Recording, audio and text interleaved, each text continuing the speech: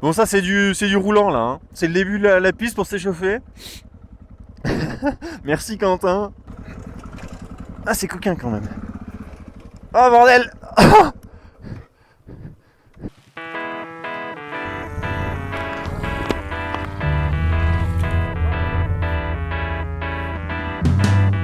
I am walking down the street, thanking the Lord I still got my feet. There's so much pain and crying all around me, 'cause I'm still walking down the road. All that I do is to Ouh. Oh, chaud. Ah, c'est un DR, hein, donc c'est toujours solide. Ah, dans le top 15 aussi, il est un petit peu fêlé. Mais bon, le top 15 c'est pas grave, c'est des bières surtout.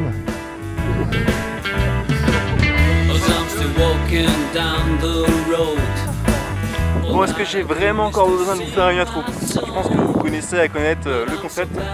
Une bande de potes, un point A, un point B et un bivouac à la fin. Allez.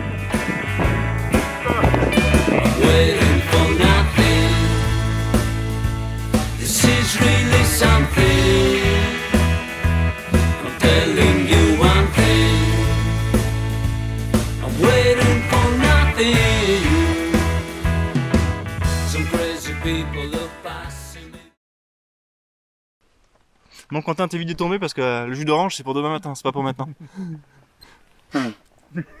Bon Cyril, t'évites de tomber. Ah non, pardon. Trop tard. Pour une nouvelle fois, on se retrouve sur les traces de Quentin qui va nous guider à travers les reliefs de la Haute-Loire jusqu'aux Cévennes. Objectif : relier le mont Mézenc au mont Lozère par les pistes.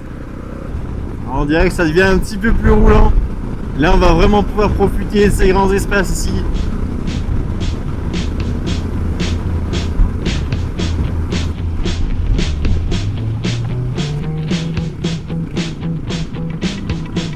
Alors bien sûr, Quentin nous avait vendu la trace comme tranquille et roulante, mais je crois qu'on commence à tous bien le connaître à force. Ah, les feuilles mortes en automne, c'est un petit peu le papier cadeau du rocher. C'est toujours une belle surprise qui t'attend.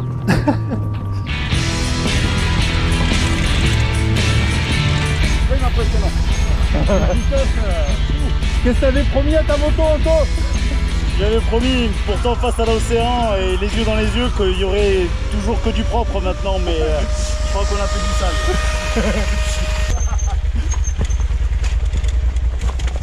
J'ai pris un petit peu d'avance sur vous en reconnaissance pour voir la gueule des chemins.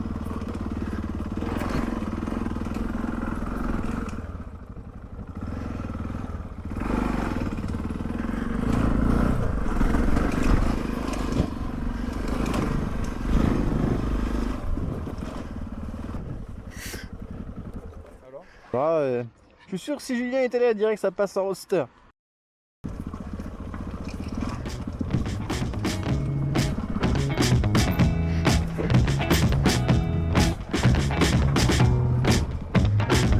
Ça passe pas là-bas. Il y a la valise. Le bourrin, c'est passé. Non, faut dire que la Transalpa Quentin, elle a encore pas mal d'origine, elle est pas rehaussée, elle a toujours son sabre plastique. Donc il en prend soin, il en prend soin.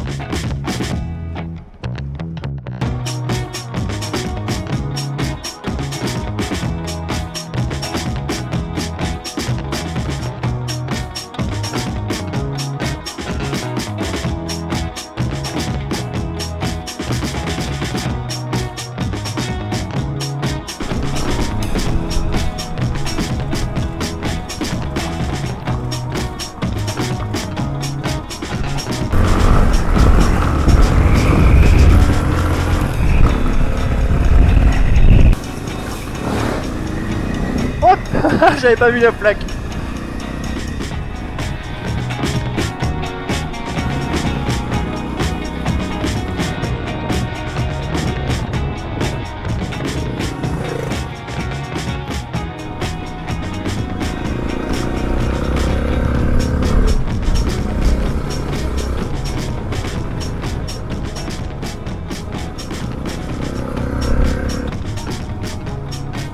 Et ça marche les transalpins, il faut le suivre Quentin.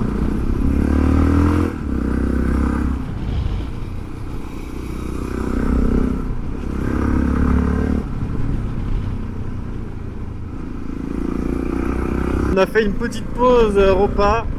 Alors, on a fait ça vite fait, un petit bout de casse-dalle. Et là on est reparti, il nous reste 60 km. Donc pour une fois, on ne devrait pas arriver trop tard à notre lieu de bivouac. Ça c'est quand même plutôt confort. Il y a 150 ans, c'est l'écrivain Robert Louis Stevenson qui empruntait ces mêmes chemins, avec pour seule compagnie un âne, Modestine.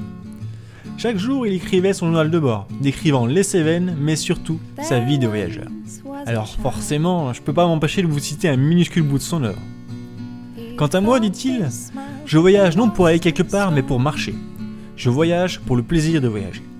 L'important est de bouger, d'éprouver de plus près les nécessités et les embarras de la vie, de quitter le nid douillet de la civilisation.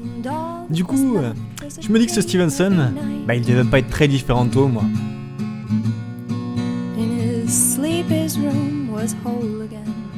Spot de bivouac pour ce printemps en fait. Ça commence à en faire beaucoup sur la liste. Là. Il va falloir choisir à un moment donné. Quentin a dit qu'ici c'est le spot de bivouac parfait pour le printemps. Parce qu'effectivement tu plantes la tente, à côté t'as la petite rivière pour te baigner, pour te rafraîchir. Mais là on est en plein mois de novembre. On va plutôt se trouver un petit refuge où se mettre au chaud, faire une petite flambée. Ah, il est très fun ce chemin en plus. Alors nous on n'avait pas d'âne, mais on avait Cyril et c'était bien fun aussi. Alors, attends. Je crois que t'en as perdu définitivement un bout là. Ah, décidément, il faut rien lui confier à Cyril. Surtout pas à manger et à boire. Parce que t'es pas sûr de le retrouver ce soir même. C'est tout ce qui reste de lui.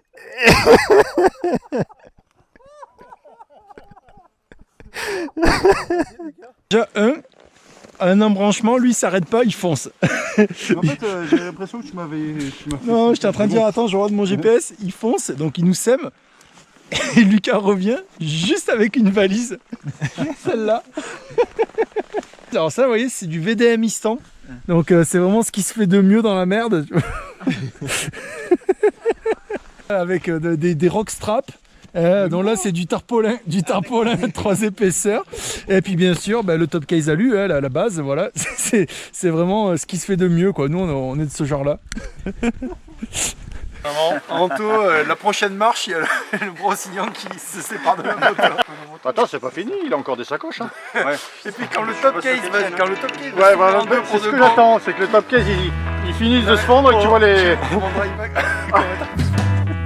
I am walking down the street, thanking the Lord I still got my feet. There's so much pain and crying all around me. Cause I'm still walking down the road.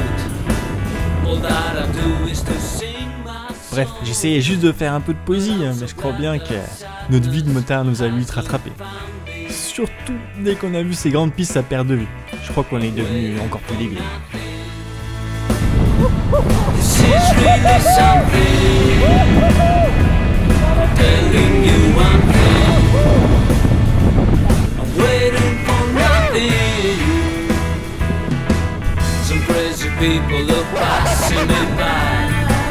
They're always running, but I don't know why. Whatever they're chasing. On va attendre les autres, hein. Il commence à faire bien sombre, je crois qu'on va être fidèle à notre habitude d'arriver juste au dernier moment sur le spot du bivouac. Faut dire qu'il y a seulement 4h30, les journées sont très courtes avec l'hiver.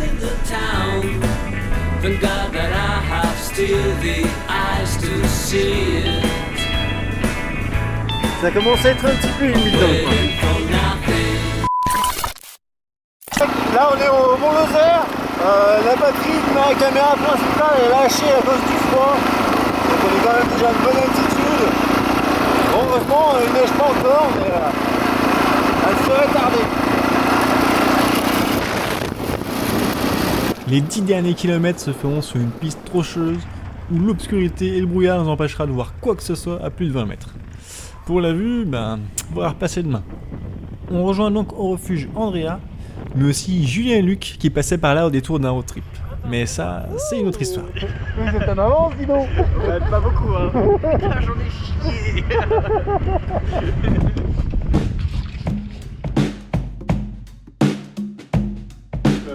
Une hivernale où on peut aller sur Tinder, dormir au chaud, être en t-shirt en hivernale tout simplement déjà. Je sue même tellement les chaud. Bon, on verra demain matin quand tu auras 20 cm de neige sur les motos au moment de repartir et sur le Berlingot. En tout cas comme nos vies sont réussies. Ça valait vraiment le coup.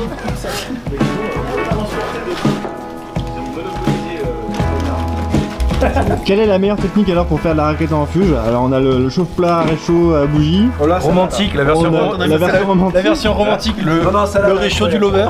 c'est ça. Après on a le bourrin, c'est le militaire. C'est le militaire. Celle-là, elle est incroyable celle-là. Le réchaud nucléaire. Renault il a le réchaud nucléaire. Et puis il est en mode camping, Ça marche trop bien. réchaud à gaz.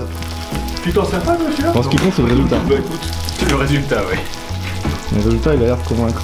Mais ça donne un petit goût, le fait de fondre le fromage par dessous, ça fait un côté grillé. Le goût de cancer, il n'y a que ça de vrai. Le goût de cancer. Et qu'on est caché, on est pas fait exprès je pense, hein, parce que Alors on dit pas bonne nuit. On voudrait être un peu tranquille ici. Qu'est-ce que tu racontes? Bonne nuit. Bonne nuit.